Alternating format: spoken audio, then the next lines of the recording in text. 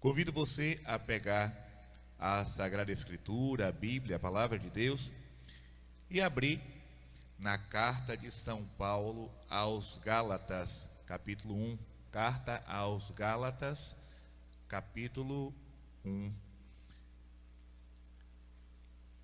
Nós sabemos que toda a Bíblia, toda a Escritura, ela é santa, ela é sagrada, é palavra de Deus inspirada aos homens, revelada aos homens. Mas é normal que cada cristão, cada filho de Deus tenha um apreço por determinado livro, por determinada carta, né? Eu particularmente gosto muito do livro de Daniel, no Antigo Testamento. Gosto muito do livro de Daniel. A história de Susana, principalmente, é uma história para mim encantadora. E no Novo Testamento, gosto muito dos 4 evangelhos, com primazia ao Evangelho de São Lucas. Gosto muito do Evangelho de São Lucas e das cartas de São Paulo, a carta aos Gálatas. E eu vou explicar para vocês por que eu gosto tanto da carta de São Paulo aos Gálatas.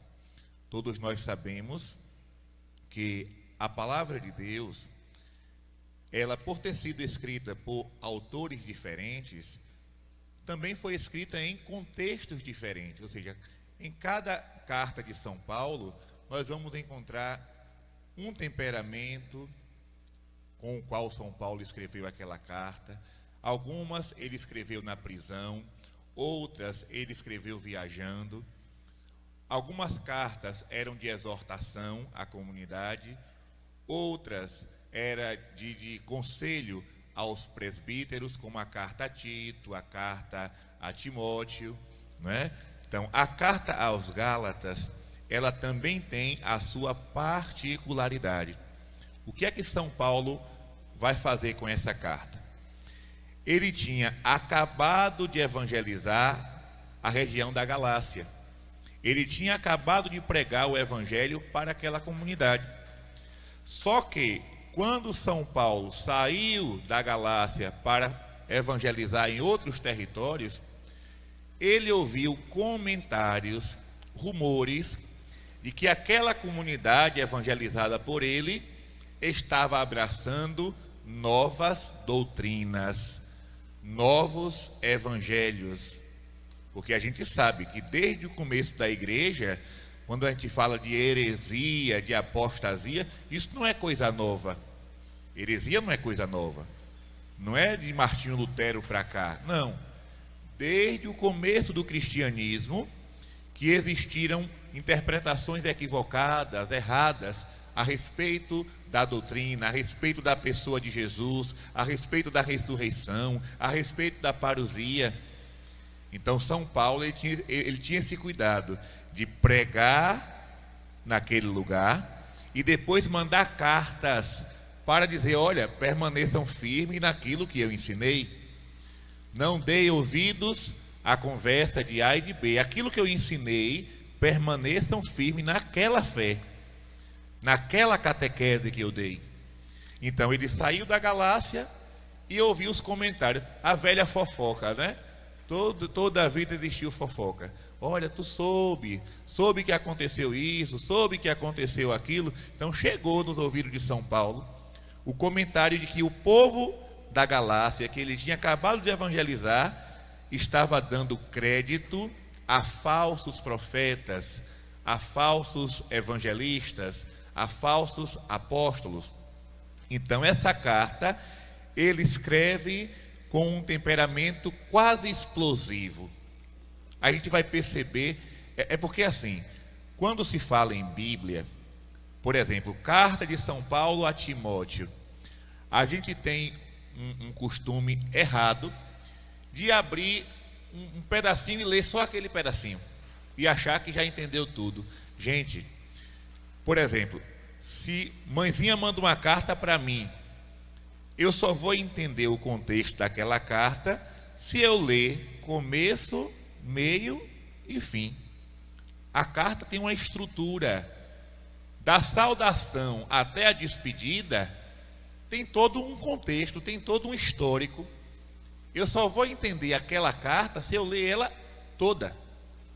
A mesma coisa se eu mandar uma carta para alguém, aí a pessoa vai dizer, eu li sua carta, só um pedacinho ali no meio. Não, você não pode ler somente o meio. Tem que ler a carta toda para entender o que a pessoa, o remetente quis dizer.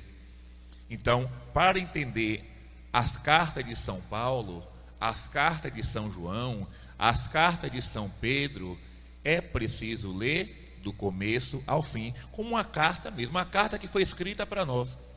Então, essa carta aos Gálatas, São Paulo escreve, a gente percebe que ele está nervoso. Eu não estava lá não, mas a gente vai perceber que ele não estava muito bom não estava muito contente não. Por quê? Porque ele já começa a carta dando um puxão de orelha.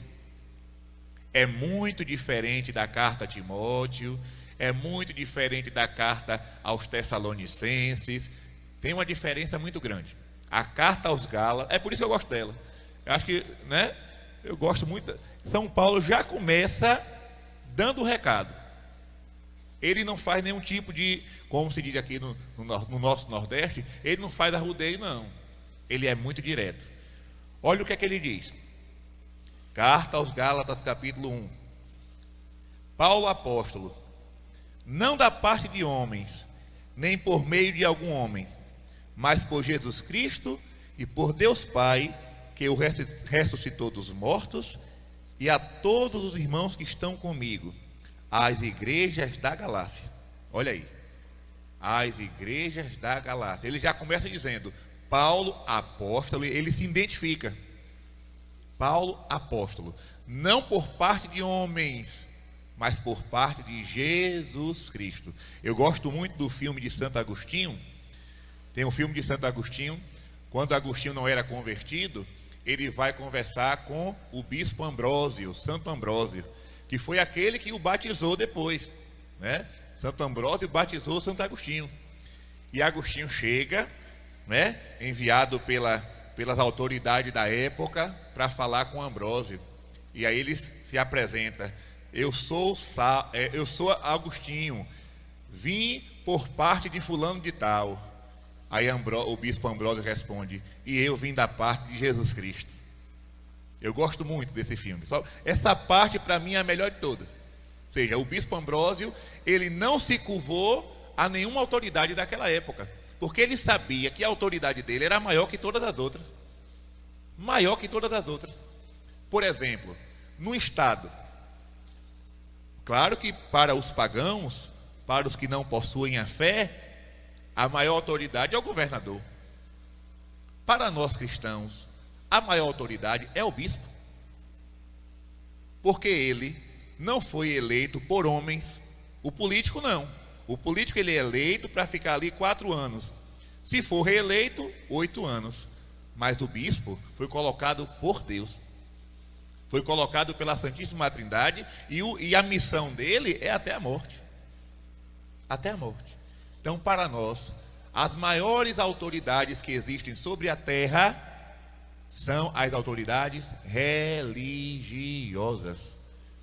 Porque ela não é um mandato passageiro, é um mandato que vem do céu.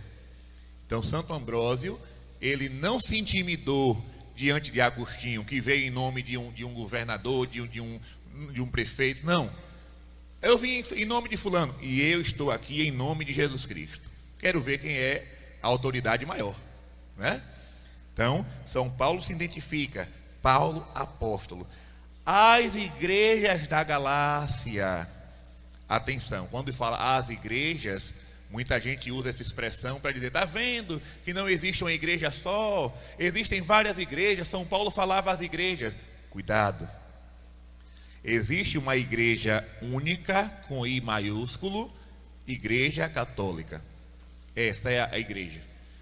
Mas quando se fala as igrejas, aqui é o que hoje nós chamamos de as dioceses.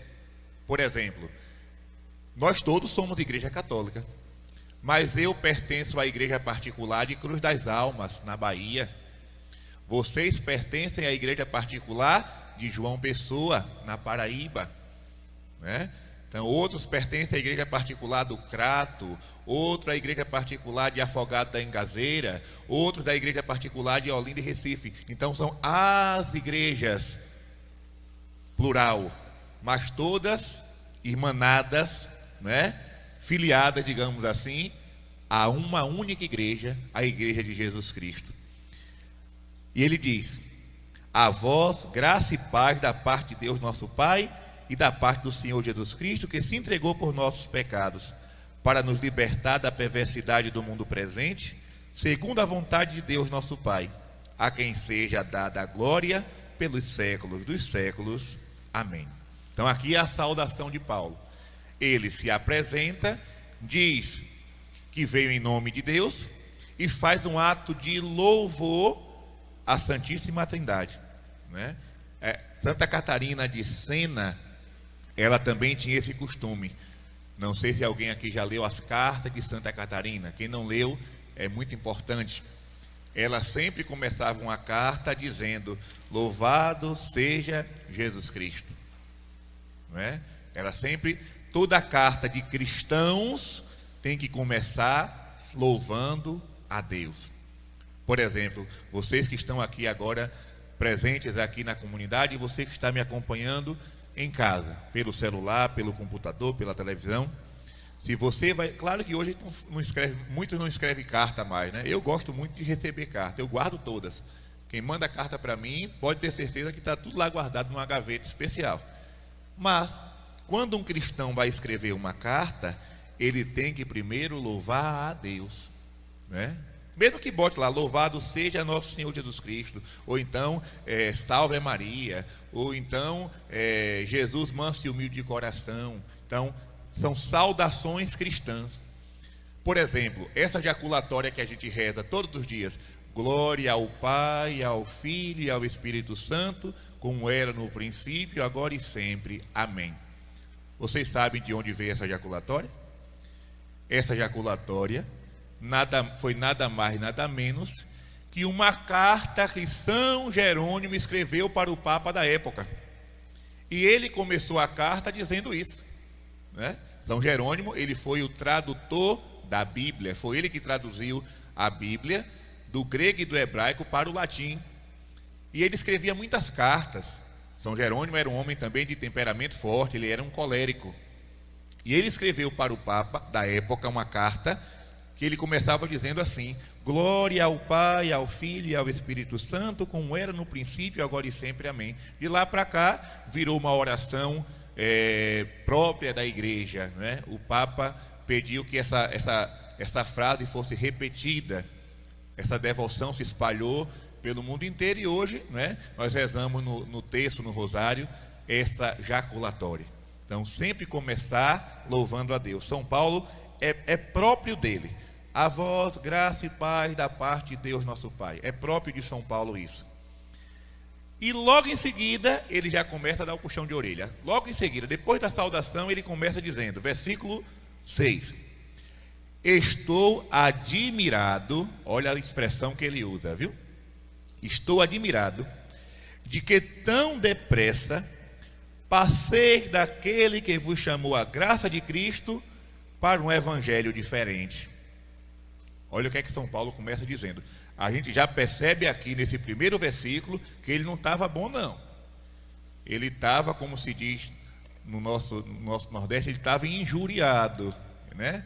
Ele estava injuriado.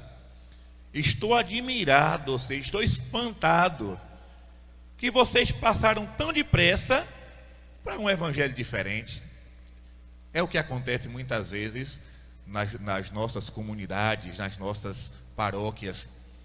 A pessoa chega na igreja, começa, entra no movimento, entra no apostolado, vai para lá, vai para cá, serve na liturgia, daqui a pouco mudou de religião.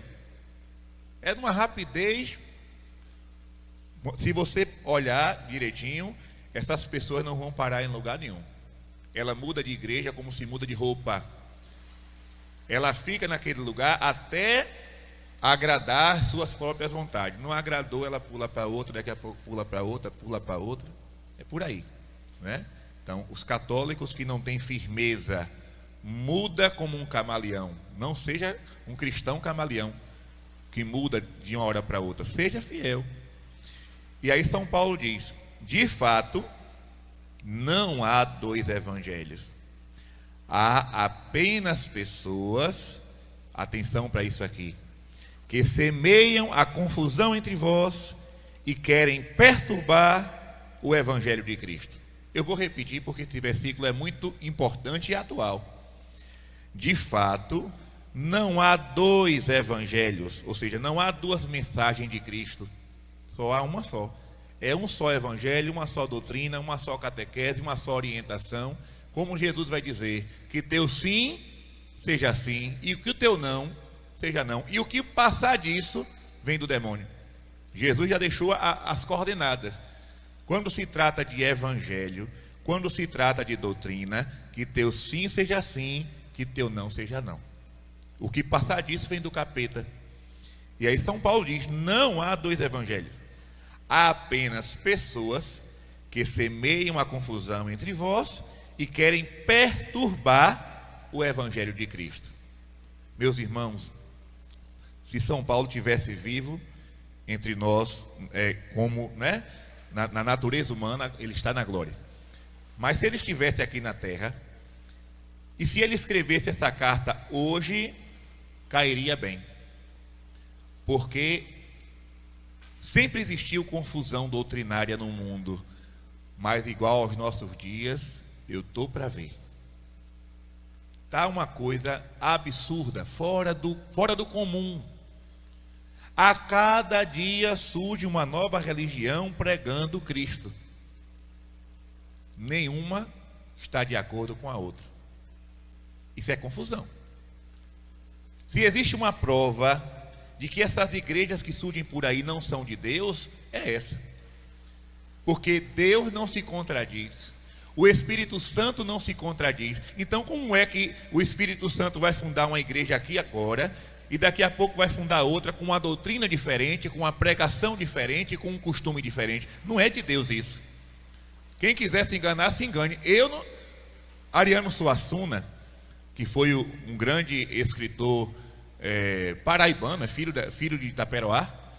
Ariano Suassuna, ele disse uma coisa que eu fiquei atinado quando ele falou aquilo. Ele disse assim: eu sou um sertanejo de inteligência cética e prática, por isso ninguém me enrola.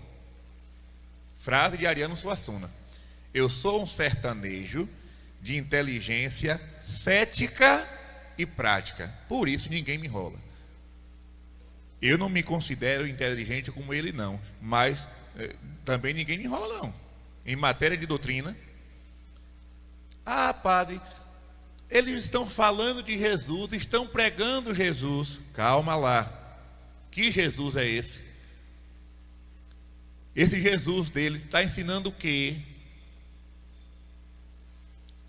Antes de ontem, eu fui no shopping daqui de João Pessoa, não vou dizer o nome não, mas eu fui lá comprar uma, como é que diz? Uma máquina de barbear, não é? Para agilizar o processo, porque o gilete demora muito. Aí, quando eu estava sentado para pagar o material que eu tinha acabado de comprar, chegou um senhor. Começou a conversar, me viu com essa roupa, começou a conversar comigo. Conversa vai, conversa vem, conversa vai, conversa vem. Eu sou muito desconfiado com essas pessoas que me param na rua para puxar assuntos estranhos. Eu já fico desconfiado, digo, aí vem coisa. E aí ele começou.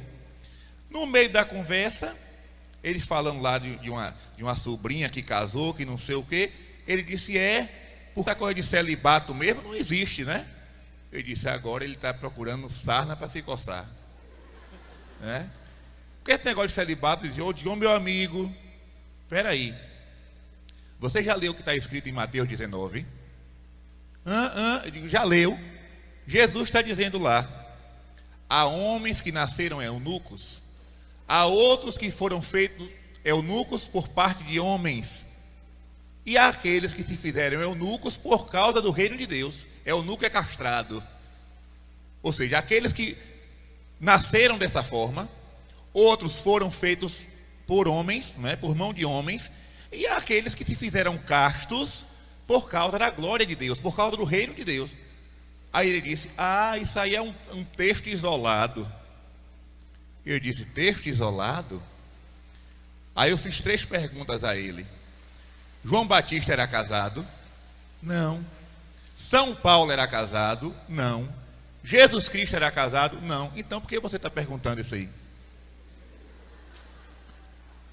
Aí, só que eles têm um argumento, eles têm uma tática, melhor dizendo, que é pular de um assunto para outro. Quando ele se vê, né, encurralado, ele já pula para outro assunto. E aí ele disse, mas Maria foi casada. Isso, o que é que tem a ver uma coisa com a outra? Nós estamos falando de celibato, não estamos falando da Virgem Maria. Vamos tratar primeiro do celibato, argumente, depois a gente pula para Nossa Senhora. Mas aí, quando eu vi que ele estava querendo mudar de rumo, eu perguntei, quem fundou tua igreja? Ele respondeu, o Espírito Santo de Deus. Eu digo, não acredito. Não acredito. O Espírito Santo de Deus não pode se contradizer. O Espírito Santo é santo. Aí já mudou de assunto. Mas você sabe quanto custa uma estátua? Já vai pular para o lado das imagens. Eu digo, não aguento uma coisa dessa. Aí eu disse, você sabe o que está escrito em Êxodo capítulo 25? O que foi que Deus mandou Moisés fazer? Aí ele disse, a serpente de bronze. Eu digo, não foi a serpente de bronze, foi a Arca da Aliança. Aí ele disse assim, se meu carro estivesse aqui perto, eu ia pegar a minha Bíblia agora. Ele disse, vai lá que eu estou esperando. Ele disse, vai pegar que eu estou esperando. Eu só sei que ele pegou a chave assim, saiu, sabe de um, eu vou embora, saiu correndo. Prega Cristo, usa a Bíblia, mas é um evangelho diferente. Então São Paulo está dizendo aqui, eu estou admirado por causa de pessoas que deixaram o evangelho para abraçar outro. Não há 2 evangelhos, há apenas pessoas que semeiam a confusão entre vós. Esse pessoal que anda aí de porta em porta, entregando revista, entregando livrinho, pregando em praça pública. Está pregando a palavra de Deus. Até o diabo prega retiro. Padre, por que o senhor está falando isso? Jesus, quando estava no deserto, quem foi que apareceu para pregar? Não foi o cão? Foi ou não foi? Está lá em Lucas capítulo 4. Lucas capítulo 4. Jesus estava em jejum e oração 40 dias e 40 noites. Chegou o cão e disse assim, atira-te daqui abaixo, porque está escrito que os anjos virão para te socorrer. É o Salmo 90. O demônio, para tentar Jesus, citou um versículo bíblico. Então o demônio sabe pregar retiro. Doido é quem vai para o retiro dele, porque ele só vai pregar uma doutrina contrária, usando a palavra de Deus. Gente, isso aqui é uma arma, tanto de salvação, como de condenação. Se eu leio a palavra de Deus, de acordo com a interpretação correta, a interpretação da igreja, o texto, o contexto, dificilmente eu vou ser enganado. Agora, se eu quero tirar daqui as minhas próprias conclusões, aí agora eu vou justificar todas as barbaridades possíveis. Todas as barbaridades. E na igreja católica, eu vou chegar lá daqui a pouco, também está tendo isso agora, viu? Mas daqui a pouco a gente chega lá. Vamos continuar, versículo 8. São Paulo diz assim, ainda que alguém, nós, os apóstolos, né? Quando ele diz nós, ele está falando dos apóstolos, dos 12. Ainda que nós, ou um anjo descido do céu, vos anunciasse um evangelho diferente do que vos temos anunciado, que ele seja anátema. Você que está em casa escutando, se você tiver uma caneta aí, um marcador, sei lá, por favor, marca aí esse texto. Gálatas capítulo 1, versículo 8. Ainda que nós, ou um anjo descido do céu, olha que São Paulo ele é catedrático, né? Ele escreve a coisa de um jeito tão amarrado que não dá para desviar. Uma coisa é quando a gente pega um texto e interpreta de várias formas, né? Não, porque o autor quis dizer isso. Aí o outro, não, mas o autor quis dizer isso aqui. Não, mas eu acho que ele disse isso. Deixou a coisa vaga. São Paulo não. Ele escreve de um modo tão amarradinho que não deixa lugar nem para uma vírgula. Claro, inspirado pelo Espírito Santo, não tem como errar, né? Nessa hora ele estava inspirado pelo Espírito Santo. Então, ainda que nós, ou um anjo descido do céu, ou seja, nem as autoridades da terra, nem as autoridades celestes podem mudar o Evangelho. O que é que a igreja diz? Quando surge uma aparição, né? Por exemplo, a aparição de Jesus, a aparição de Nossa Senhora, a aparição dos santos, dos anjos, o que é que a igreja observa? A igreja não observa somente milagre, não. A igreja observa o conteúdo da mensagem. Se naquela mensagem tiver uma coisa estranha, a igreja ela não fica com um pé atrás, não, ela fica com os 2 pés atrás. Porque Deus não pode se contradizer. Não pode.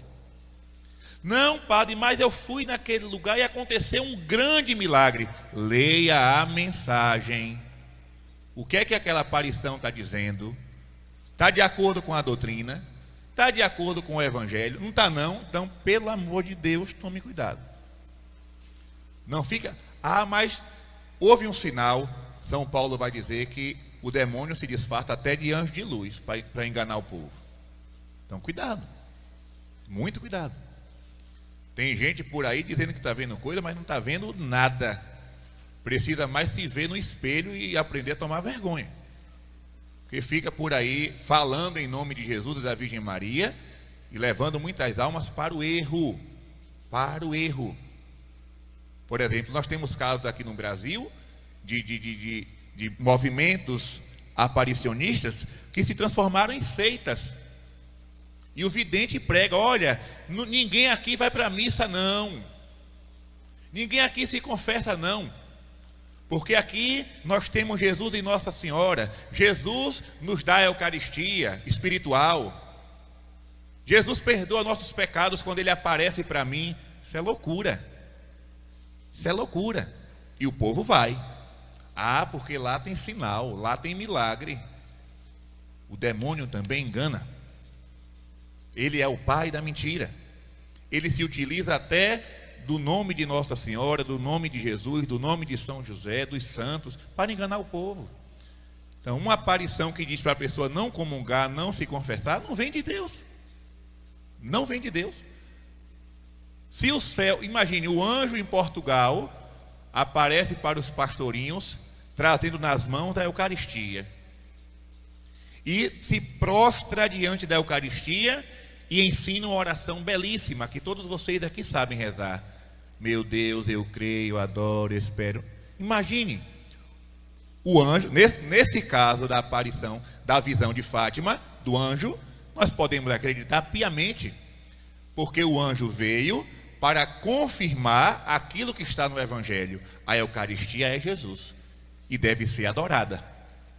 Agora, se o anjo aparecesse para as crianças dizendo assim, olha, não precisa ir para a missa não, basta ficar aqui na Cova da Iria rezando o rosário, não precisa adorar o Santíssimo não, esse anjo não viria do céu, viria do inferno. Teria um anjo caído, um anjo mau, um anjo de trevas, né? Então, São Paulo está deixando claro, nem nós, os apóstolos, nem um anjo descido do céu pode pregar um evangelho diferente. Isso para esse século 21, esse versículo deve estar na ponta da língua de todos os católicos. Por isso que eu mandei vocês escreverem aí embaixo, sublinhar. Porque quando chegar alguém para você, revestido de uma autoridade, porque agora o argumento é o da autoridade, né?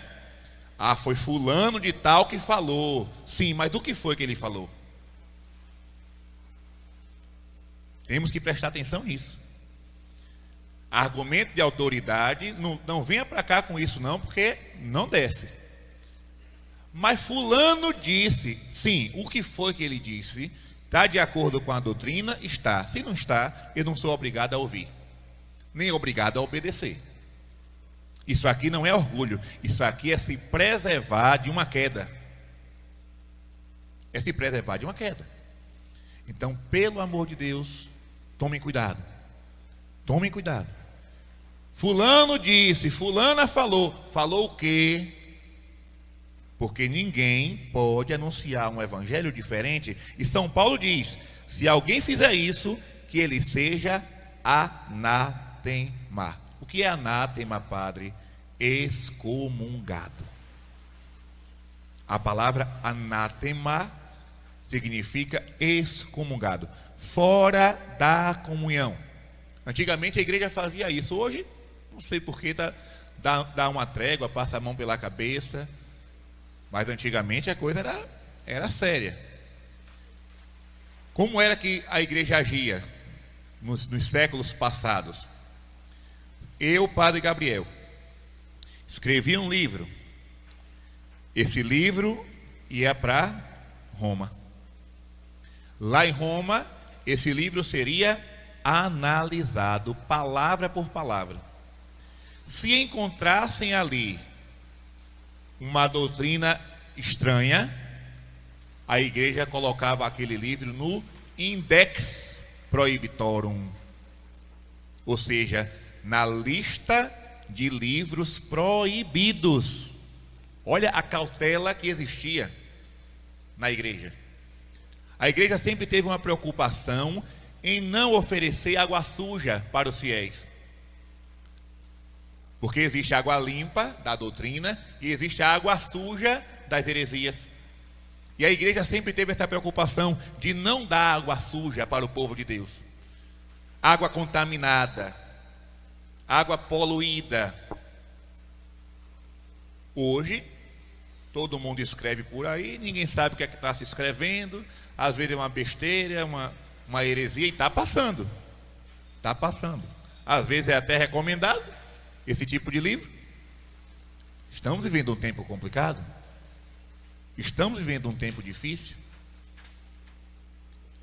Aquela cautela que existia antes, infelizmente, hoje não existe mais. Gente, até livros de santos, atenção, isso é muito sério. Eu não vou perguntar aqui, porque aqui só tem consagrados. Mas você que está em casa, conhece Santa Teresa de Ávila? Com certeza, quem conhece Santa Teresa de Ávila, já ouviu falar que tem o livro da vida, o livro do Castelo Interior, não é? Existem muitas obras que são publicadas, conhecidas, de Santa Teresa de Ávila. Mas vocês sabem que tem livros que não passaram? Livros que ela escreveu e que a igreja disse, não, esse aqui não vai passar? Imagine, escrito por uma santa. Por uma santa. São João de Ávila, a mesma coisa. São João de Ávila, um grande santo, um grande sacerdote. Os escritos de São João de Ávila, misericórdia, era uma bênção. Era não, é. Os escritos sacerdotais, os escritos sobre o Espírito Santo, os escritos sobre a Eucaristia de São João de Ávila, é um tesouro incomparável. Aqueles livros passaram pela averiguação. Veja a cautela que existia para não deixar passar uma frase contrária à doutrina, uma palavra contrária à doutrina. A igreja, claro, seguindo o conselho de São Paulo. Seguindo o conselho de São Paulo. Quem ensinar o contrário, seja anátema. O problema é que hoje os que deveriam ser anátemas estão ensinando. Esse é o grande perigo. Muitos que deveriam ser excomungados, e aí podem me chamar de radical, podem me chamar do que quiser, não estou nem aí. Mas muitos que deveriam ser excomungados estão ensinando na maior liberdade. Tem gente por aí ensinando que Jesus não está na Eucaristia. Não estou aqui brincando nem inventando nada.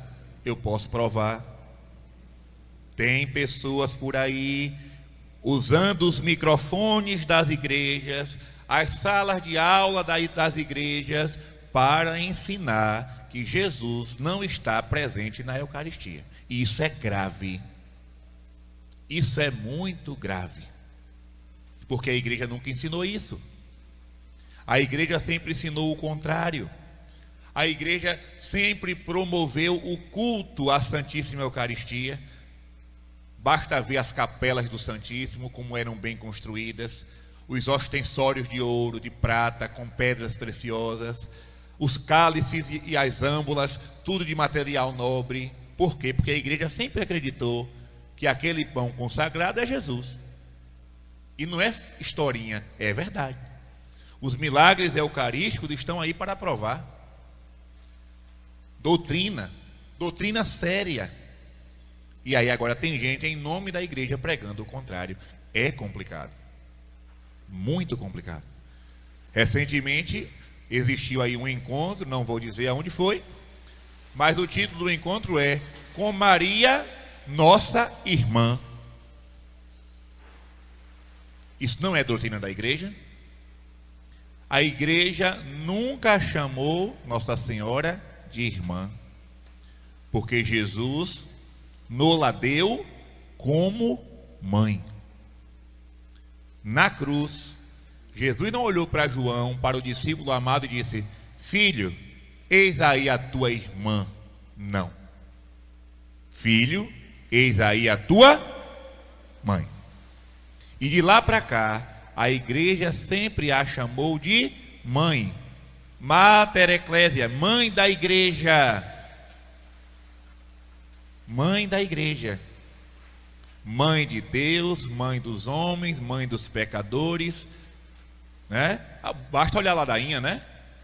Basta olhar a ladainha. Nunca você vai ver lá na ladainha de Nossa Senhora, não tem nenhum lugar chamando ela de irmã. Chama de rainha, rainha dos confessores, rainha das virgens, rainha dos apóstolos, rainha de todos os santos, rainha concebida sem pecado original. Ou então de virgem, virgem prudentíssima, virgem poderosa, virgem louvável, mãe amável, mãe do bom conselho, mãe do Criador, mãe do Salvador, mãe da igreja. Em nenhum lugar a igreja chama Maria de mãe, de irmã. Aí agora vem um encontro que se diz católico, com presença de teólogos, dizer com Maria, nossa irmã. Isso é linguagem protestante. Ah, mas é o ecumenismo, então é para agradar os protestantes, eu vou ter que mudar a minha fé? Não posso? Olha, os protestantes querem vir se encontrar conosco para fazer um momento de oração, para fazer um momento de comunhão, de fraternidade. Ok, tá bom, querem vir? Tá bom. Deus nos manda amar a todos. Amai-vos uns aos outros. Agora, Nossa Senhora fica, São José fica, o crucifixo fica. Ah, não queremos não, então vamos se reunir lá na casa de vocês. Aqui a gente fica com os santos. Não vamos chamar Maria de irmã, porque aí vai agradar a todos. Vai agradar o capeta no inferno. A Deus não vai agradar não. A Deus não vai agradar. Ele nos deu como mãe, eu vou chamar de irmã? Alguém aqui chama a própria mãe de irmã? Pelo amor de Deus, gente. Pelo amor de Deus. Então, cuidado com as pessoas que estão anunciando evangelhos diferentes. E aí, versículo 9. Olha, São Paulo, é por isso que eu digo, ele estava fumaçando, ele estava botando fumaça pela venta quando ele escreveu essa carta. Ele bota aqui, ó, versículo 9. Repito aqui o que acabamos de dizer. Misericórdia. Sabe quando a pessoa diz assim, olha, vou repetir, ou seja, é para entrar na cabeça. O que eu falei é uma coisa tão séria que eu vou ter que repetir para que ninguém ache que eu estou brincando. Então ele já tinha repetido 2 vezes. Aí ele bota pela 3ª vez. Versículo 9. Repito aqui o que acabamos de dizer. Se alguém pregar doutrina diferente da que recebestes, seja ele excomungado. Precisa recortar isso aqui. Será que isso aqui precisa de uma nova interpretação? Será que não está claro o que o apóstolo quis dizer? Ou a gente vai dizer que essa palavra não é bíblica e que não foi inspirada pelo Espírito Santo? Ou que essa carta não foi escrita por São Paulo? Que isso aqui foi um acréscimo desnecessário? Porque há quem diga também por aí que alguns livros da Bíblia foram acréscimos desnecessários. Eu não. Se está no cânon, para mim já foi. Se está no cânon, os 72 livros que estão aqui, para mim, são inspirados pelo Espírito. Ah, mas você é fundamentalista. Jesus não mandou construir a casa sobre a rocha? Tem que estar fundamentado. Tem que ter cuidado com isso. Não tenha medo de alguém. Ah, você é um cristão fundamentalista. Fundamentado sobre a rocha. Se você quer ficar em cima da gelatina, o problema é seu. A gelatina, não é? Você não vai. Tudo que você botar em cima da gelatina vai bambear até cair. Agora, em cima da rocha, fica em pé. É o fundamento da nossa. Um dos fundamentos da nossa fé é a Sagrada Escritura. É o tripé. Sagrada Escritura, Sagrada Tradição e Magistério. O magistério não pode ensinar nada contra a Escritura e a tradição. São os dois grandes pilares. Versículo 9. Repito aqui o que acabamos de dizer. Se alguém pregar doutrina diferente da que recebestes, seja ele excomungado. E aí nós também estamos vendo outra realidade difícil na nossa igreja. Pessoas do clero e do mundo dos leigos, assim, de destaque, porque, né, hoje nós temos, graças a Deus, muitos leigos que se destacam pelo canto, pela pregação, pela catequese. Por exemplo, o professor Felipe Aquino é leigo, ele não é clérigo, mas ele é uma figura importante, porque ele catequiza, porque ele evangeliza, e há muito tempo. Ele usa os meios de comunicação, como a Canção Nova, como redes sociais, para catequizar, escola da fé. É leigo. Graças a Deus que hoje nós temos muitos leigos fundando comunidades, pregando o evangelho, cantando. Porém, de uns tempos para cá, estão surgindo pessoas nesse meio pregando doutrinas contrárias. E vocês sabem do que eu estou me referindo aqui. Porque hoje, essa questão da sexualidade está uma confusão muito grande. Está uma confusão muito grande. Mas, em meio a toda a confusão, a igreja sempre tem um norte. Sempre tem um norte. Claro que o ser humano não é um robô. O ser humano não é uma coisa pré-fabricada. Não. O ser humano, ele é repleto de emoções, de sentimentos. Todo ser humano, em particular, tem seus traumas, seus medos, seu histórico pessoal, suas experiências de vida. E cada um vai ter o seu jeito de ser. Vai ter sua forma de pensar, sua forma de falar, sua forma de agir. Ninguém é igual, nem os gêmeos são iguais. Cada pessoa tem a sua história. Mas a igreja sempre teve um norte para todos. Para todos. Em que sentido eu estou dizendo? Nós sabemos muito bem que existem pessoas, e o catecismo fala disso, né? O catecismo deixa claro, existe um número não negligenciável, a igreja usa esse termo, né? Não negligenciável de pessoas que sofrem com a atração pelo mesmo sexo. Isso não é novidade. Isso a gente já vê, desde os tempos do Antigo Testamento, desde os tempos do Império Romano, não é? Na Grécia Antiga. Isso não é novidade, não. Que existem pessoas, não é, que no decorrer da caminhada, no andar da carruagem, acabaram, né, por se descobrir como alguém que se interessa pelo sexo, pelo mesmo sexo. Isso aí não é uma novidade.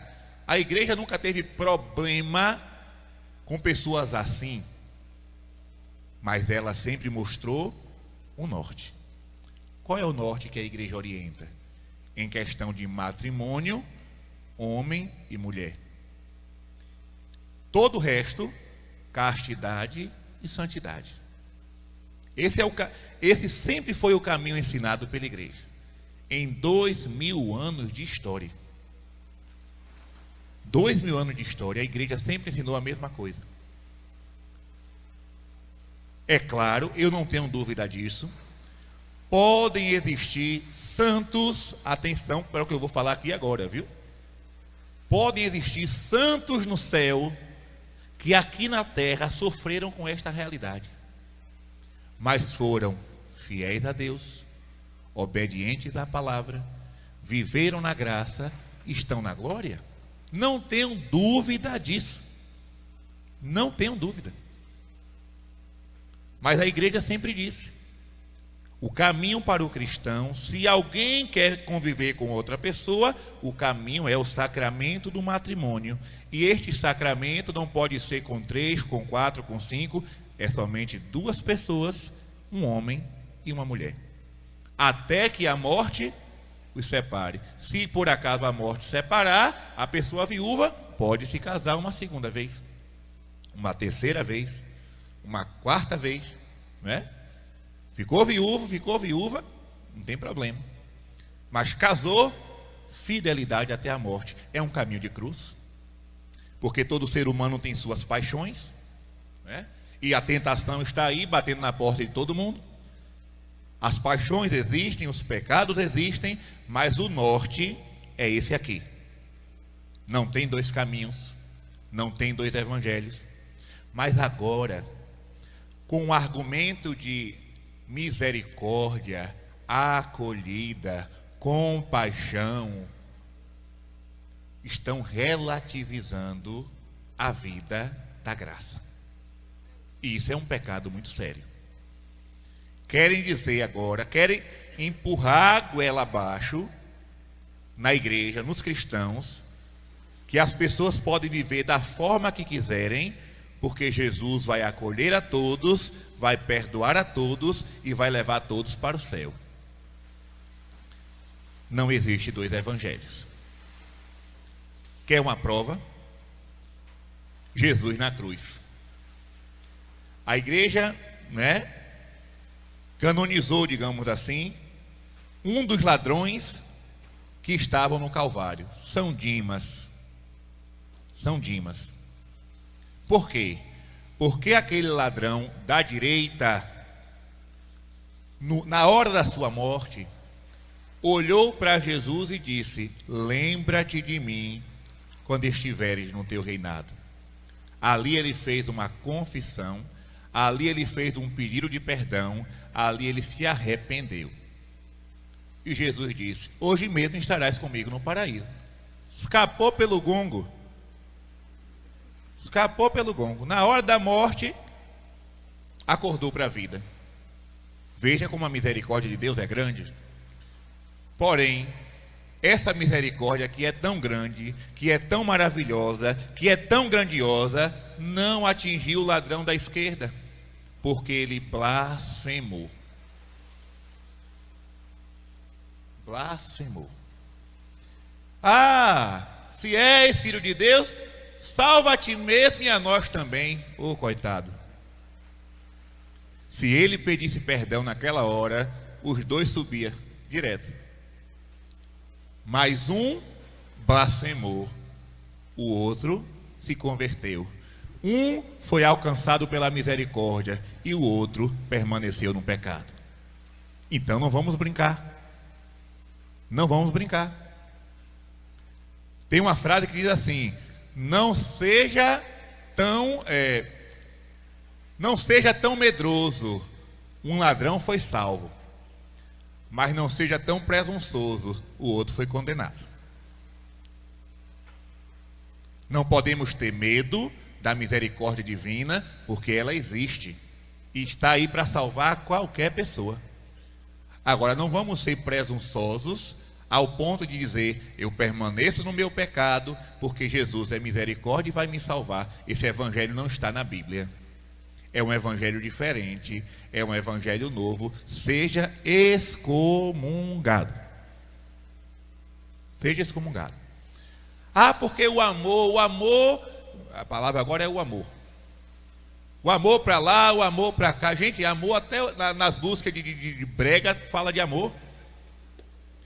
Nas músicas de forró, de funk, de lambada, fala de amor. Mas nem todo amor é o amor de Deus. Nem todo amor que se prega por aí é o amor cristão, o amor puro, o amor ágape, o amor que vem do céu.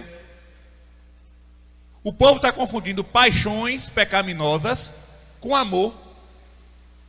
Não confunda. Pelo amor de Deus, não confunda. Ah, mas a pessoa tem que ser livre. É para a liberdade que Cristo vos libertou. A libertação maior que existe é a libertação do pecado. A libertação do pecado. Então, a igreja chama a todos à conversão. Mostra a todos o caminho do céu e não pode pregar dois evangelhos. Não pode pregar duas doutrinas. Quem estiver pregando o contrário, seja anátema. E São Paulo, para terminar esse momento de reflexão, vou ler o versículo 10. Ele diz assim: é porventura o favor dos homens que eu procuro ou de Deus? Por acaso tenho interesse em agradar os homens? Se quisesse agradar os homens, não seria servo de Cristo. Isso aqui, se você puder sublinhar também, circular, marcar, faça isso. Porque isso aqui é uma palavra de ordem para nós que somos cristãos, para nós que somos católicos. Nós estamos na igreja para agradar a quem? Faça-se esta pergunta. Você está na igreja para agradar a quem? Não, eu vou ter que ir por esse caminho, porque se eu for por esse caminho, todo mundo vai gostar de mim, todo mundo vai me aplaudir, todo mundo vai ir com a minha cara, porque eu vou estar agradando a maioria, eu vou estar agradando as autoridades, eu vou estar agradando... Não. Nós estamos aqui para agradar Cristo e ficar com Cristo. Quem for por um caminho diferente, vá só. E eu não vou dizer nem Deus lhe acompanhe, porque não vai acompanhar, né? Não vou, vá com Deus, não vou dizer, porque não está indo para o caminho fora de Deus. Como é que eu vou dizer vá com Deus, né? Então assim, cuidado. Eu gosto muito de um santo inglês, São Thomas More. Ele era político, chanceler do rei Henrique VIII. Aquele homem, para mim, é um exemplo para todos os cristãos, todos. Claro, todos os santos são exemplos, né? Mas São Thomas More, ele é clássico. Tem um livrinho que foi publicado recentemente chamado Os Escritos da Prisão. Eu vou explicar rapidinho. O rei Henrique VIII, também levado pelas suas paixões, quis se separar da esposa para casar-se com outra, porque a primeira esposa não estava gerando filhos e ele tinha que ter herdeiro. Como é que eu sou um rei e não vou deixar herdeiro? Mas filho não é uma coisa que a gente fabrica, é Deus que manda. E aí ele mandou uma carta para o Papa, pedindo ao Papa que declarasse a nulidade do primeiro casamento para ele se casar com outra. Mas aí a igreja disse: não. Se fosse caso de nulidade, seria declarado, não teria problema. Mas nesse caso, o seu casamento foi válido. O seu casamento não tem nenhuma irregularidade aqui para declarar nulidade. Não tem. Ele não gostou, não. E ele se autoproclamou o superior da igreja da Inglaterra. O rei. Se desvinculou de Roma. Martinho Lutero já tinha começado a bagaceira dele e Henrique VIII foi atrás, né? Se desvinculou de Roma e se autodenominou, se autoproclamou o chefe da igreja na Inglaterra. Resultado: todo mundo feito, né, cachorrinho obediente. Sim, ó rei, o Senhor está certo, devemos obediência a ti. Bispos, padres, cardeais, leigos, políticos, religiosos, todo mundo, até uns que tinham fama de santidade, foi atrás. Sabe por quê? Os que eram contra o rei morriam. Os que eram contra o rei iam parar na forca ou na guilhotina. E agora? Chanceler é aquele que chancela. Toda diocese tem um chanceler. Por exemplo, se o bispo escreve lá um documento, abaixo da assinatura do bispo tem a assinatura do chanceler. Ou seja, é aquele homem que está chancelando aquele documento. Tomás More era chanceler do rei. E ele foi o único, claro que teve São João Fischer, que era um bispo, mas aí já seria outra questão. Mas ele, como amigo do rei, ele disse: rei, você está errado. Para quê? Foi encerrado numa torre, preso numa torre. E ele ficou lá sendo, né, testado, provado, até voltar atrás. Muitos homens da igreja foram conversar com ele: rapaz, obedece o rei é autoridade. Não, o rei está contra Cristo, o rei está contra a igreja, o rei está querendo fundar uma nova religião, está errado. Rapaz, salva a tua cabeça, livra teu pescoço. E Tomás More lá, bem no dele: daqui eu não saio, só saio quando ele concordar com o que eu estou dizendo. E aí nos escritos da prisão, vejam que coisa bonita, a filha dele, porque nessas horas nós temos que ter muito cuidado para a nossa emoção não falar mais alto. No momento da fidelidade, temos que ter cuidado para que a nossa emoção não fale mais alto. Ah, eu estou cansado, eu vou desistir, vou jogar tudo para o ar. Calma, quieta, leão. Quieta.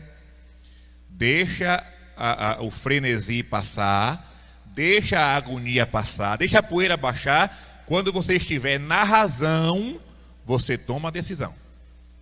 De cabeça quente não podemos tomar a decisão. Na força da emoção não podemos tomar a decisão. E a filha dele, coitada, de certa forma eu a compreendo. Com medo de ver o pai na prisão, com medo de ver o pai morrer, mandou uma carta para ele. Ela amava o pai, amava de coração. E ela dizia assim: meu pai, pense na sua esposa que está sofrendo, minha mãe. Pense nos seus filhos que estão preocupados. Pense na sua família que está sofrendo tanto. Obedeça ao rei. Olha, que foi uma carta apelando para a emoção, apelando para a emotividade. Mas São Tomás More, claro, não tenho dúvida, ele estava ali cheio do Espírito Santo. E o Espírito Santo, quando ele vem a nós, ele dá o dom da fortaleza. E aí ele escreveu a carta para a filha, a carta-resposta. Ele disse: minha filha, eu nunca imaginei que ia sentir tanta tristeza ao ler uma carta sua. Imagine. Eu nunca imaginei que ia sentir tanta tristeza ao ler uma carta sua. Como é que você me pede uma coisa dessa? Me voltar contra Deus para obedecer ao rei. A filha mandou outra carta: o senhor está certo, meu pai, Deus lhe abençoe, Deus lhe fortaleça, Deus não sei o quê. Caiu no real. Entenda? Então cuidado na hora da provação, cuidado com as tuas emoções. Tuas emoções podem te enganar. Aquela menina foi levada pela emoção de ver o pai na cadeia, mas ele estava com a fortaleza do Espírito Santo. Resultado, morreu. É Marte. São Tomás More. O dia dele é 21 de junho ou 20 de junho, negócio desse aí. 22. Obrigado, Padre Marques. 22 de junho. É uma festa, uma memória, perdão, que eu tenho prazer de celebrar. Não é obrigatória. Não é memória obrigatória, mas eu tenho prazer. Eu faço, para mim, eu faço ela ser obrigatória. E celebro. Boto bem bonito minha casula vermelha para dar viva a São Tomás More, porque ele é exemplo para nós. Não sei se ele chegou a ler a carta de São Paulo aos Gálatas, mas mesmo tendo lido ou não, ele permaneceu fiel até morrer. Então, meus irmãos, eu vou parar por aqui, porque de tarde tem mais, né?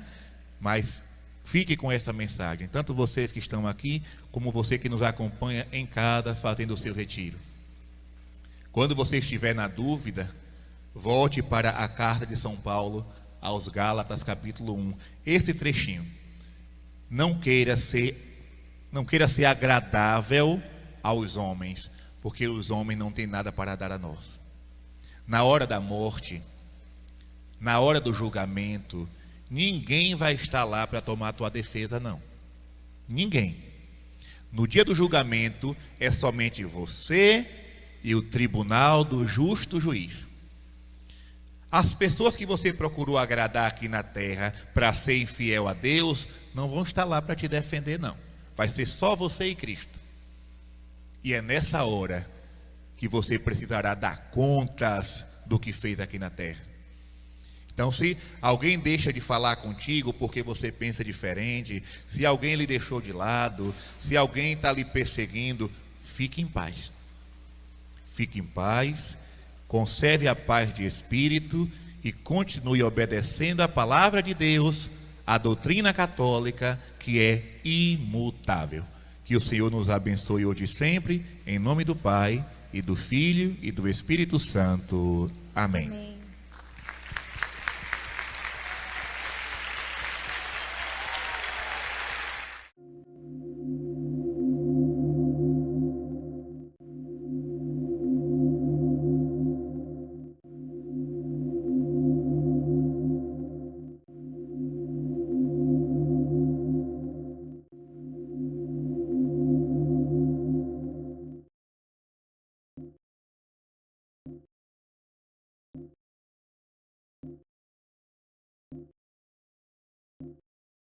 Ó Maria, concebida sem pecado, Rogai por nós que recorremos a vós. a cruz sagrada seja a minha luz.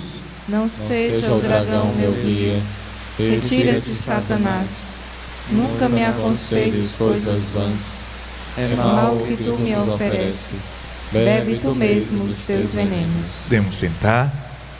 Você que está nos acompanhando aí na sua casa, tome sua Bíblia e abra no Salmo número 2. Salmo 2. Na pregação da manhã, nós falamos muito sobre uma questão mais teológica, doutrinária, a defesa da fé, a apologética. Mas agora, na parte da tarde, eu queria fazer uma reflexão mais do lado espiritual, uma pregação mais voltada para a confiança em Deus. Então nós vamos meditar o Salmo 2, que também é muito propício para o tempo em que estamos vivendo. E o Salmo vai dizer assim: por que tumultuam as nações? Por que tramam os povos vãs conspirações? Erguem-se juntos os reis da terra, e os príncipes se unem para conspirar contra o Senhor e contra seu Cristo. Quebremos seu jugo, disseram eles, e sacudamos para longe de nós as suas cadeias. Aquele, porém, que mora nos céus, se ri. O Senhor os reduz ao ridículo. Dirigindo-se a eles em cólera, ele os aterra com seu furor. Sou eu, diz, quem me sagrei um rei em Sião, minha montanha santa. Vou publicar o decreto do Senhor. Disse-me o Senhor: tu és meu filho, eu hoje te gerei. Você pode beijar a palavra de Deus em sinal de respeito. Então, por que nós vamos meditar sobre este salmo nesta tarde? A questão é muito simples. Nós estamos vivendo uma época de muito desespero e preocupação. Por onde eu passo, isso aqui não é uma observação exclusiva da minha parte, não. Qualquer pessoa pode perceber isso, qualquer pessoa pode notar isso. Por onde a gente passa, percebemos um clima de tristeza nas pessoas. As pessoas estão perdendo o brilho no olhar, estão perdendo a esperança, a confiança.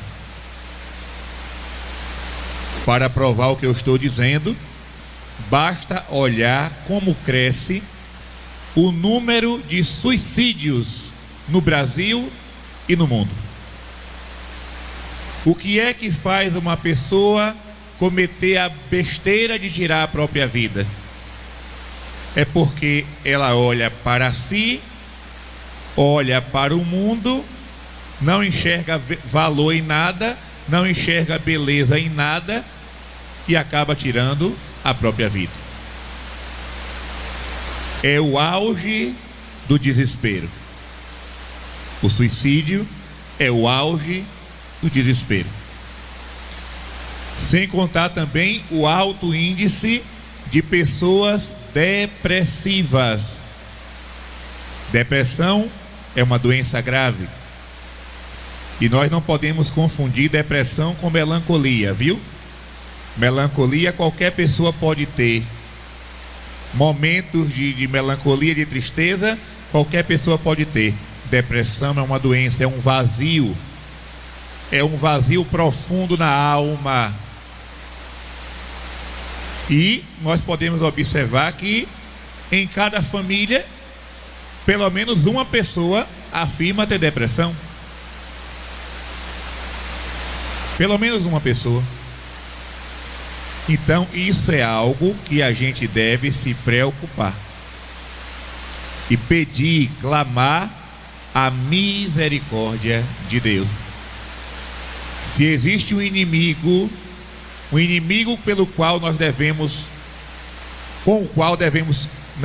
contra o qual devemos combater, usei a palavra correta, o inimigo contra o qual devemos lutar, é justamente esse espírito de desespero que está assolando a humanidade. A gente olha para esse episódio da pandemia, meu Deus do céu, quantas pessoas estão com sequelas por causa da quarentena. Pessoas que ficaram presas durante todo aquele tempo, aquele período, e o medo, O medo que foi colocado na cabeça das pessoas através da mídia. As pessoas acabaram ficando com medo de sair na rua, de fazer as coisas, de apertar a mão do irmão. Hoje nós temos pessoas, ainda hoje existem pessoas presas dentro de casa por causa da quarentena do início da pandemia. Sem contar aqueles que tiraram a própria vida, sem contar aqueles que estão com depressão, sem contar aqueles que estão com ansiedade. Mas eu queria trazer nesta tarde uma palavra de esperança, porque se tem uma coisa que o cristão não pode perder, é a esperança. Não podemos. O mundo está atribulado. A humanidade está caminhando para o abismo. Nós cristãos devemos perseverar com esperança. Porque se a gente se abater também, o que será da humanidade? Os cristãos sempre foram conhecidos como a alma do mundo. Ou seja, se o mundo está de pé, é por causa daqueles que rezam. Se a humanidade ainda existe sobre a terra, é porque Deus se compadece por causa daqueles que rezam, que fazem penitência, que clamam a misericórdia. Do contrário, o mundo já estaria completamente destruído pelas guerras, pela maldade, pelo pecado. Então nós devemos ter muito cuidado, rezar todos os dias dizendo: Senhor, não me deixe cair no desespero. Senhor, não me deixe cair numa profunda tristeza. Porque a gente olha para o mundo de hoje e é muito difícil a gente sentir uma alegria. A gente olha a situação da juventude, das nossas crianças, a situação política, a situação até mesmo eclesial, e a vontade que a gente tem é de chorar, de ver tanta coisa ruim acontecendo, tantos escândalos, tantas tragédias.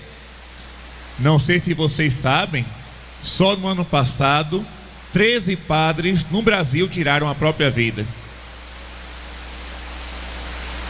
2021, 13 sacerdotes brasileiros tiraram a própria vida.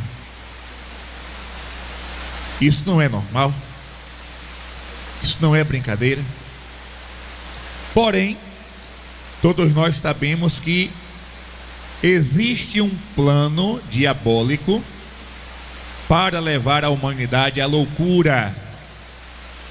Existe um plano diabólico para conduzir a humanidade à loucura. Existe um plano de extermínio, e aqui eu não estou falando de teorias da conspiração. Eu estou falando de coisas comprovadas. Existem, digamos que, estruturas, sistemas mundiais que trabalham justamente para isso, para escravizar o ser humano e para levá-lo à loucura, ao desespero.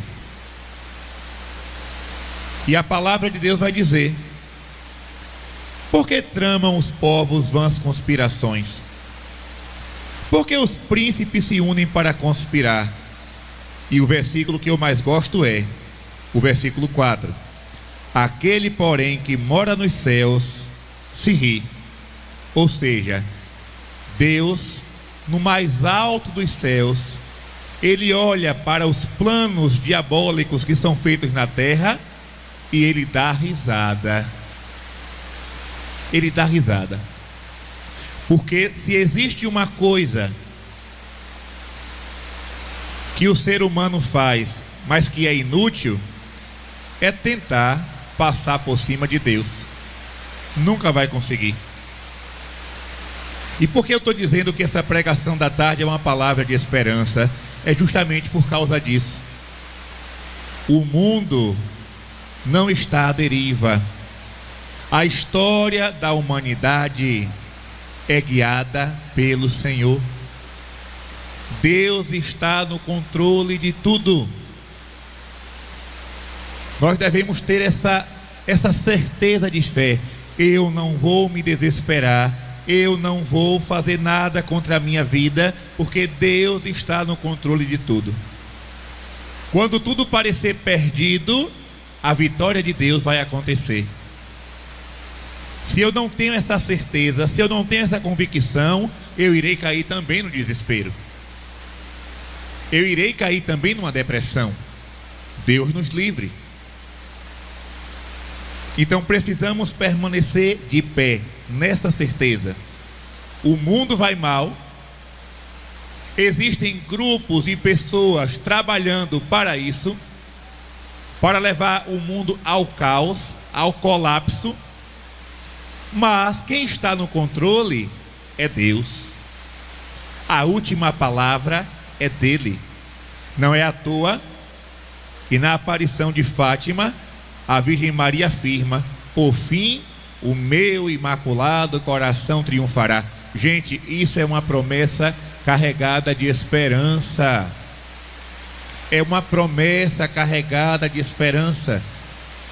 Nós não podemos, permitir que sejamos abatidos pela tristeza, não. Tenha cuidado com isso. Às vezes, esse sentimento entra até na vida religiosa. A pessoa vai perdendo gosto pela oração, perdendo gosto pelos trabalhos, perdendo gosto pela vida missionária, perdendo gosto pela vida fraterna, e vai se excluindo, ficando no canto, acuado. Daqui a pouco está desesperado. Perde a esperança, joga a vocação na lata do lixo, às vezes perde até a fé. Essa é uma grande vontade do demônio. Tenhamos cuidado. Eu, por causa da missão, eu acabei descobrindo uma técnica, Às vezes as pessoas me chamam para fazer alguma missão e eu vou todo empolgado para poder pregar a palavra de Deus. E quando chego naquela cidade, naquele lugar, naquele povoado, me bate um desânimo, uma tristeza. Eu começo a me perguntar: meu Deus, o que é que eu vim fazer aqui? O que é que eu vou falar para esse povo? Mas aí eu comecei a perceber, com certeza Nossa Senhora, ela sempre interfere na nossa vida, de forma positiva, é claro. Ela me fez perceber que isso não era uma coisa normal, que isso não é uma coisa natural, é uma investida demoníaca. E aí, nessas horas, eu aprendi a fazer uma coisa muito simples, que eu quero ensinar aqui, principalmente para você que está em casa, a fazer também. Quando vier um pensamento negativo na sua cabeça, é uma coisa muito simples. Faça o sinal da cruz na testa e diz: eu repreendo em nome de Jesus este pensamento mau. Simples. É um pequeno exorcismo que você mesmo pode fazer. Veio qualquer sentimento negativo, qualquer pensamento de desânimo, de tristeza, de não querer levar nada para frente, faça o sinal da cruz na testa e diga: eu repreendo em nome de Jesus este pensamento mau. E você vai ver como aquilo vai se dissipar de uma hora para outra. Por quê? Porque você não permitiu o enraizamento daquele pensamento mau. Você não deixou aquele pensamento pousar e fazer ninho na sua cabeça. É preciso estar em estado de alerta, 24 horas. Orai e vigiai. Não brinque. Não brinque. Você que é de Deus, você que serve a Deus, você que foi chamado por Deus para uma missão nesta terra, tenha cuidado. O demônio quer te derrubar pelo desânimo. Pelo desânimo. Se ele não te derrubar pelo dinheiro, se ele não te derrubar pela sexualidade, por escândalos desse tipo, ele vai querer te derrubar pelo desânimo. E você vai achando que aquilo é natural, que aquilo é normal, que aquilo vai passar, ou você repreende, ou aquilo vai lhe dominando. Quantas pessoas boas, pessoas de Deus, que tinham missões fortes na igreja, no mundo, pessoas santas de oração, que não deram nenhum escândalo moral, que não se envolveram em nenhum escândalo financeiro, mas acabaram desistindo de uma hora para outra. Não quero mais nada. Perde o sentido da vida com Deus, da vida espiritual. O inimigo, ele é sorrateiro. Por isso eu repito: Deus está no controle de tudo. Não se permita desanimar. O Senhor se ri do alto dos céus quando ele olha para a terra e vê grupos conspirando contra ele. Meus irmãos, eu não sei se vocês conhecem uma mensagem de Nossa Senhora revelada ao Padre Gobi, aquele livro azul que é muito conhecido aos sacerdotes, filhos prediletos de Nossa Senhora. Naquele livro, Nossa Senhora dá uma mensagem, eu não me lembro agora a numeração, a data, mas ela vai revelar um plano maligno sobre a terra, contra a humanidade, um plano que vai violar todos os 10 mandamentos da lei de Deus. Esse plano já foi colocado em prática há muito tempo e muitos de nós já caímos na besteira de viver dessa forma. Por exemplo, quando ela vai dizendo assim: o primeiro mandamento, amar a Deus sobre todas as coisas. Qual é o projeto maligno? Transferir esse amor que devia ser direcionado para Deus, transfere para as coisas. O amor à casa, o amor aos bens materiais, o amor ao trabalho, o amor excessivo aos filhos, aos animais, né? A natureza. E o amor a Deus fica de lado. O terceiro mandamento, guardar domingos e festas. Qual é o projeto do maligno? Ele conseguiu transformar o domingo em um dia de diversão. Domingo é o dia do futebol, domingo é o dia do shopping, domingo é o dia do churrasco, domingo é o dia da boate. Onde está o dia do Senhor? Quase ninguém se lembra. Até mesmo muitos católicos não sabem mais que faltar a missa dia de domingo é pecado mortal. Nós temos por aí uma grande quantidade de católicos que tem essa consciência. Não, eu vou na missa de vez em quando, porque essa coisa de ir para a missa todo domingo já passou. Projeto maligno, não é? Por exemplo, sexto mandamento: não pecar contra a castidade. E aí vem o plano do demônio com uma enxurrada de pornografia, que começou com revistas e fotografias, depois veio para o mundo da televisão e agora na internet. Ou seja, não existe nem sequer censura. Qualquer criança de 5, 6, 7 anos pode colocar qualquer besteira lá no celular e tudo vai ser escancarado. Plano diabólico para macular a castidade dos jovens. Nossa Senhora do Bom Sucesso, a aparição de Quito lá no Equador, ela revelou, olha que essa aparição é bem antiga, e ela disse que na metade do século XX para frente não existiria mais almas virgens. O que é que Nossa Senhora quer dizer com isso? Da metade do século XX para frente não existirá mais almas virgens. Podem existir até corpos virgens, almas não. Padre, mas isso que Nossa Senhora falou aconteceu, se cumpriu? Claro que se cumpriu. Desde a Revolução Sexual de 1960 para cá, não existe mais pureza. Talvez a gente, consiga conservar a pureza física, no sentido de evitar contato carnal, mas a nossa mente está impregnada de besteira. A nossa mente já está contaminada com todas as impurezas possíveis, porque a gente vê na TV, no jornal, na música, no outdoor, tudo. Vai numa barbearia cortar cabelo, o que é que está lá na barbearia em redor? Só fotografias, cartazes de pessoas, de mulheres, na maioria dos casos, seminuas.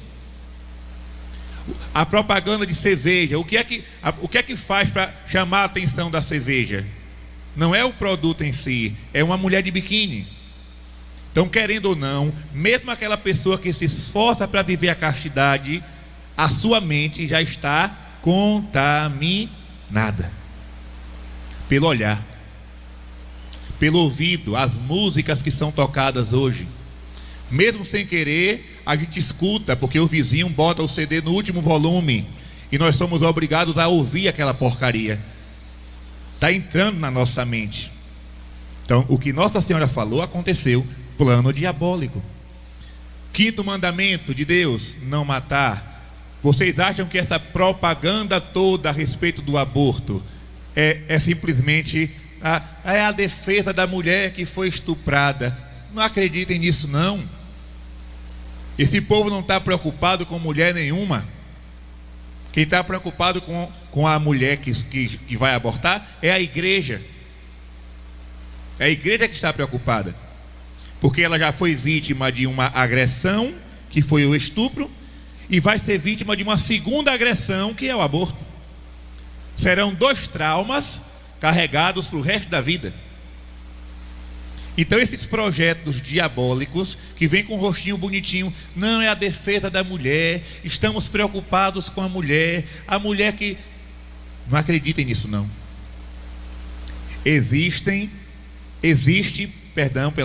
Existe muito dinheiro envolvido por trás dessas campanhas. Muito dinheiro. Não é pouco. Tudo isso é projeto do demônio para contradizer os 10 mandamentos. Vocês já devem ter escutado aquele testemunho de Zachary King. Zachary King, ele foi durante muito tempo sacerdote do satanismo. Eu coloquei o testemunho dele no livro da Medalha Milagrosa, porque ele se converteu pela Medalha Milagrosa. Foi uma medalha que colocaram na mão dele que fez com que ele se convertesse e abandonasse o satanismo. Nossa Senhora o salvou das mãos de Satanás. Mas ele disse que quando ele entrou na seita satânica, a primeira regra do satanismo era violar todos os 10 mandamentos. Está pensando que é brincadeira? Ele disse, com 12 anos de idade, ele violou todos os 10 mandamentos para depois entrar na ordem, lá na seita satânica. Então, o Salmo 2 já falava sobre isso. Por que tramam os povos vãs conspirações? E os príncipes se unem para conspirar contra o Senhor e contra seu Cristo. Tudo isso é um projeto contra Deus, é um projeto contra a igreja. Mas o Senhor se ri, como quem diz assim: tolinhos, no fim dos tempos eu irei vencer, e a minha mão poderosa cairá sobre vocês. La Salete, Nossa Senhora já fala: eu estou segurando o braço do Pai, mas já está tão pesado que eu já não estou conseguindo. Imagina, olha essa imagem. Claro que lá no céu Nossa Senhora não está, né, segurando o braço nenhum. Ela usou essa imagem, ela usou essa linguagem simbólica, figurativa. Lá no céu a Virgem está rezando por nós, adorando a Deus. Ela não está lá segurando o braço, não. Mas ela usou essa expressão: eu estou segurando o braço do Pai, como quem diz: eu estou intercedendo noite e dia por vocês. Mas vai chegar uma hora que o braço do Pai pesará sobre a humanidade. E aí, todos esses que conspiram contra Deus, todos esses que maquinam contra a igreja, cairão por terra. Será como no dilúvio: quem estava na arca se salvou, quem estava fora da arca se lascou. Vai ser por aí. O caminho é o mesmo, não tem outro. O Senhor se ri do alto dos céus. Meus irmãos, nós, historicamente falando, nós já ouvimos falar bastante sobre a Revolução Francesa. A Revolução Francesa, ela nasce para destruir 2 tronos: o trono do rei e o trono do Papa. Por quê? Porque naquela época o clero e a nobreza dominavam. E existia, né, a terceira classe, que era o povo. Só que alguns líderes, alguns filósofos, alguns burgueses começaram a fazer um projeto, a elaborar um plano secreto para destronar o rei Carlos X, para destronar os bispos, né, para acabar com o poder religioso. E foi justamente por causa dessa revolução que Nossa Senhora das Graças apareceu a Santa Catarina Labouré. Ela profetizou tudo isso, que o rei seria tirado do trono, que muitos sacerdotes e bispos seriam martirizados, e tudo se cumpriu conforme Nossa Senhora anunciou. O rei foi decapitado, a rainha Maria Antonieta também foi decapitada, e o bispo da época lá da França, o arcebispo de Paris, também foi martirizado. Sem contar a grande quantidade de religiosos que foram parar na guilhotina, aquela navalha que dizia: não, eles morrem mas não sentem dor. Não, é rápida, ela cai e corta o pescoço na mesma hora. Todos os dias a carrocinha passava cheia de pessoas para a guilhotina, e em cima das carrocinhas muitas vezes padres, frades, monges, freiras, pessoas da igreja. Ou seja, desde aquela época que existe um plano satânico para acabar com o poder espiritual de Deus sobre a humanidade. Existia um pensador que o nome dele é Voltaire. Todas as vezes que ele escrevia uma carta, ele terminava a carta dizendo assim: esmagai a infame. Imagine, todas as cartas. Eu falava de manhã que a carta do cristão começa louvando a Deus, né? Como São Paulo, saudando o Senhor. Já este filósofo, Voltaire, ele escrevia a carta e terminava dizendo: esmagai a infame. Sabe quem era a infame? A Igreja Católica.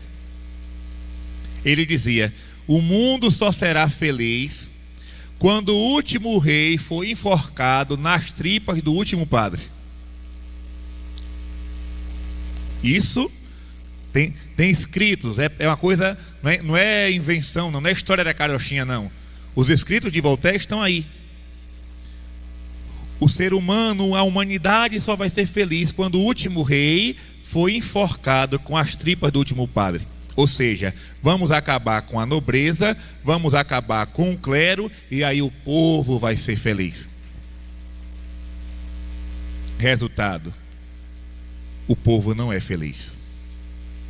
Hoje, a gente olha para essa sociedade sem Deus, sem ordem, só vê o caos. E o que é que está reinando? O desespero. Sem ordem e sem Deus não existe felicidade. Gravem isso no coração de vocês. Sem ordem e sem Deus não existe possibilidade de felicidade. O ser humano não consegue ser feliz. Não consegue. Recentemente eu estava estudando sobre a questão da arte cristã, e um professor, um especialista da área, falava justamente sobre isso. Se a gente olhar as igrejas antigas, o que é que nós vamos encontrar?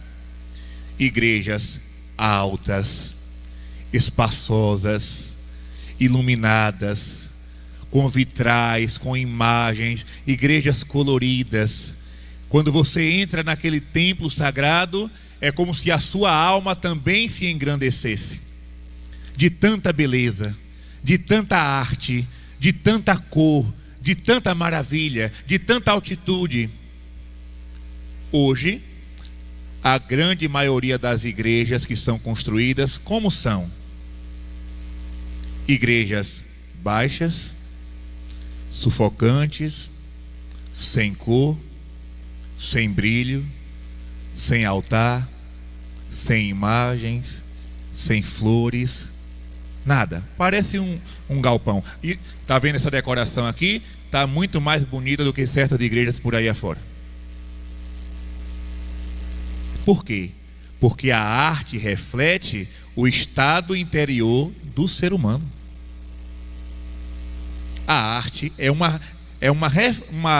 reflexo, digamos assim, daquilo que existe dentro do ser humano, do homem. A gente só consegue transmitir beleza se dentro de nós existir beleza. Nós só conseguimos transmitir Deus se dentro de nós existe a graça de Deus. Então não se espante quando você, recentemente, numa missão, não vou dizer qual foi a cidade, passei por uma rua e a pessoa que estava dirigindo o carro disse assim: padre, aqui é a igreja. Eu disse: aonde? Tinha nada para identificar. Não tinha uma cruz, não tinha uma torre, não tinha uma imagem, nada. É a igreja. A pessoa entra ali para encontrar um ambiente propício para a oração, mas ela não encontra nada. Nada. Apenas um banco para sentar, uma mesa, as paredes vazias. O senhor está criticando as igrejas modernas? Estou, claramente. Quem não gostar, paciência. Quem não gostar, paciência. Meus irmãos, precisamos, repito, fazer de tudo para combater o desespero na crença, na fé, na certeza de que Deus terá a última palavra. Quando a pandemia começou, uma paroquiana disse para mim, porque as igrejas foram fechadas, né? Eu lembro como se fosse hoje. A última missa pública daquela época foi a missa de São José, dia 19 de março. E depois que a igreja foi fechada, as pessoas, todo mundo estava, né? Todo mundo preso dentro de casa, aquele desespero, aquele medo, aquela agonia. Eu só pensava que eu ia morrer também. Cada espirro que eu dava, eu rezava uma salve rainha, porque eu pensava que eu estava doente, né, com Covid. E aí uma paroquiana chegou para mim e disse assim: padre, e agora? Não foi só ela, não. Muitas pessoas chegavam para mim: padre, e agora? As pessoas ficaram perdidas. Na cabeça de muitos, ali já era o fim. E a única resposta que o Senhor colocava no meu coração era a oração de Santa Teresa d'Ávila: tudo passa, só Deus permanece. Tudo passa. Não se deixe levar pelo desespero. Uma coisa é ficar de prontidão, e isso nós já devemos estar. Devemos estar de prontidão, porque os tempos são maus, os tempos são perigosos. Mas isso não é motivo para entrar em desespero, de perder a esperança, de perder a fé. Pelo contrário, o Senhor continua vivo. O Senhor não está dormindo, não. Pelo contrário, Ele tudo vê, Ele tudo observa e Ele tudo governa. Tudo governa.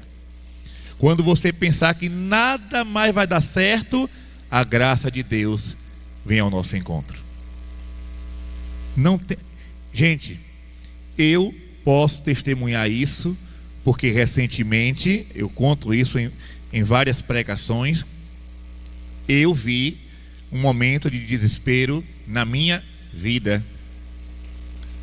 Vocês não imaginam a situação, né, daquelas, de estar reformando uma igreja, de estar preparando a festa da padroeira, de estar consertando uma rua ligada à casa paroquial, com missões programadas, tudo certinho, e por causa de um atentado contra a minha vida, eu acabei desenvolvendo pânico, taquicardia, ansiedade, quase uma depressão. Graças a Deus não aconteceu isso, mas quase estive à beira.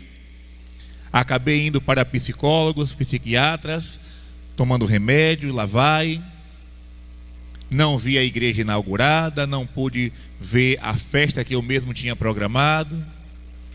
Tive que deixar a paróquia. Ali eu poderia dizer: acabou, tudo acabou. Pelo contrário, era o começo de uma nova história que Deus estava escrevendo, mas que eu não entendia. De lá para cá, quantas maravilhas de Deus eu pude testemunhar e presenciar. Eu vivi coisas que nunca passaram pela minha cabeça. Então, por causa dessa experiência, que quase foi traumática, eu pude enxergar a mão de Deus agindo onde a gente menos espera. Onde a gente menos espera. Não pense que, mas Deus poderia impedir a pandemia. Olhe, não fale isso, porque desta tribulação que a gente passou, Deus tirou muitas maravilhas. Muitas maravilhas. Só a quantidade de pessoas que despertaram para rezar o rosário, nós não podemos imaginar. Isso não aconteceria se não fosse a pandemia. Não aconteceria. A quantidade de pessoas que se converteram, nós não podemos calcular. Então, não se deixe levar pelo desânimo. Repito, não se esqueça. Pensou bobagem, pensou em desanimar, pensou em desistir, faça o sinal da cruz na testa e repreenda este mau pensamento. Não se deixe abater. O Senhor continua no comando de toda a situação. Rezemos de pé uma Ave Maria, pedindo ao Senhor para que continue nos guiando, nos abençoando, nos protegendo e enchendo o nosso coração de ânimo, de coragem, de empolgação. Nós não podemos perder aquela empolgação inicial, aquele primeiro encontro com Jesus, aquele primeiro chamado que Jesus nos fez. Ele não pode enfraquecer. Aquela chama não pode diminuir. Pelo contrário, chegou a hora de botar mais fogo na fogueira. Chegou a hora de aumentar o nosso ânimo, de aumentar a nossa confiança, de aumentar a nossa esperança. Porque Jesus já disse no Evangelho: quando tudo isso estiver acontecendo, erguei as vossas cabeças, porque a vossa libertação está próxima. Se você acredita nisso, continue confiando e acreditando no Senhor. Ave Maria, cheia de graça, o Senhor é convosco. Bendita sois vós entre as mulheres, e bendito é o fruto do vosso ventre, Jesus. Santa Maria, Mãe de Deus, rogai por nós, pecadores, agora e na hora de nossa morte. Amém. E que desça sobre cada um de vós e permaneça para sempre a bênção do Deus Todo-Poderoso, Pai e Filho e Espírito Santo. Amém. Amém. Muito obrigado pela paciência de vocês. Deus abençoe e até a próxima, se Deus quiser.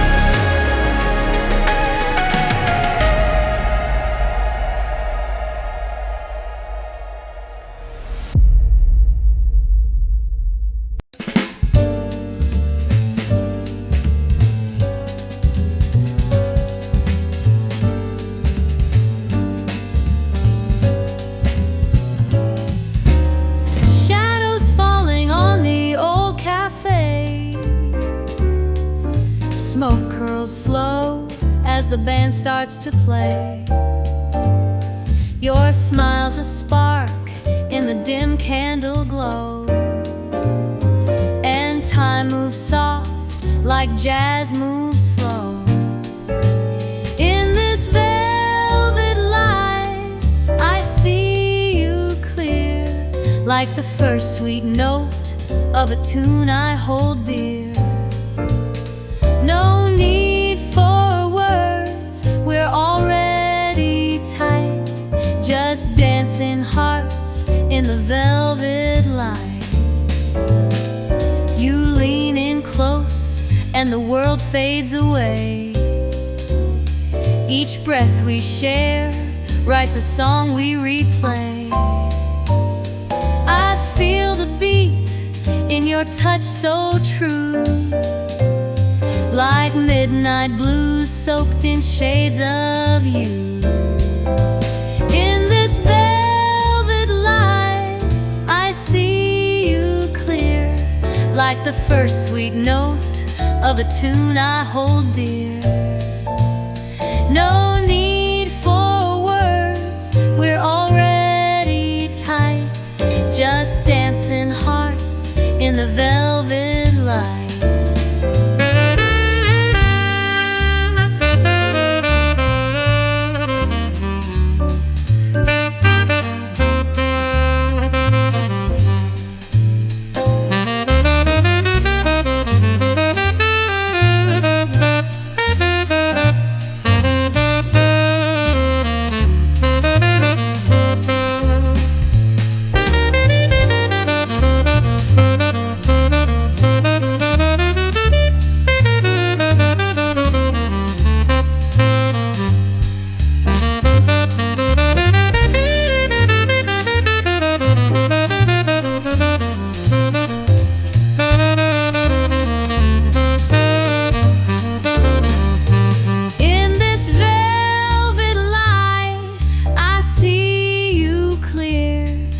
The first sweet note of a tune I hold dear.